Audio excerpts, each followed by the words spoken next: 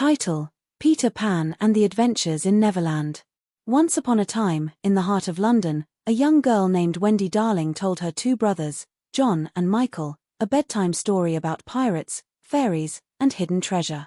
Little did they know, outside their window, a magical boy named Peter Pan was listening, accompanied by his tiny, feisty fairy friend, Tinker Bell.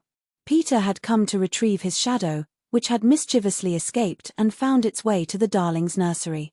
When Wendy, startled by his presence, helped Peter sew his shadow back to him, Peter extended a unique invitation. "Come with me to Neverland," he said, his eyes twinkling. "A place where you never grow up, where adventure is endless, and magic is real."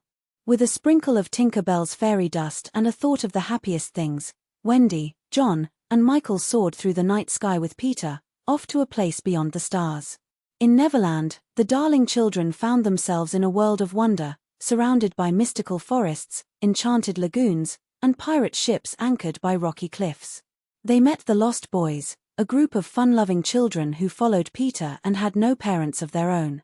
The boys quickly became friends with Wendy, who told them stories and acted as their mother figure.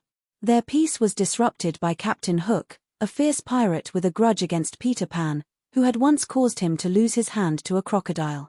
The crocodile, now ever hungry for the rest of him, haunted Hook, following the pirate by the ticking of a clock it had swallowed. Hook and his band of pirates hatched a plan to capture Peter and his friends, wanting revenge and the treasures of Neverland for themselves. One day, during a daring adventure near Mermaid Lagoon, Wendy and her brothers were captured by Hook's crew. Peter, upon hearing of their capture, devised a plan to rescue them, rallying the Lost Boys and Tinker Bell for a final showdown.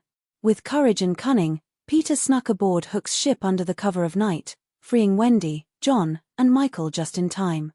In a climactic battle atop the ship's deck, Peter and Hook clashed swords, the pirate's sneering face twisted with anger.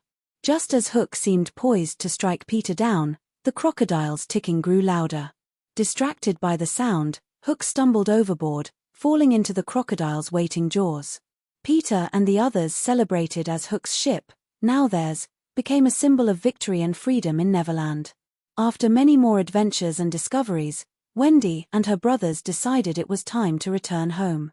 Though Peter urged them to stay, he respected their choice, knowing that while he would always remain a boy, they had a world to grow into. He watched as Tinker Bell's dust lifted them back into the London night, his figure silhouetted against the stars as he waved goodbye.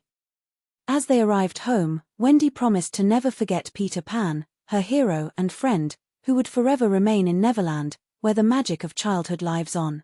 And though Peter would never grow up, his spirit of adventure would live forever in the hearts of all children who dare to dream of faraway lands.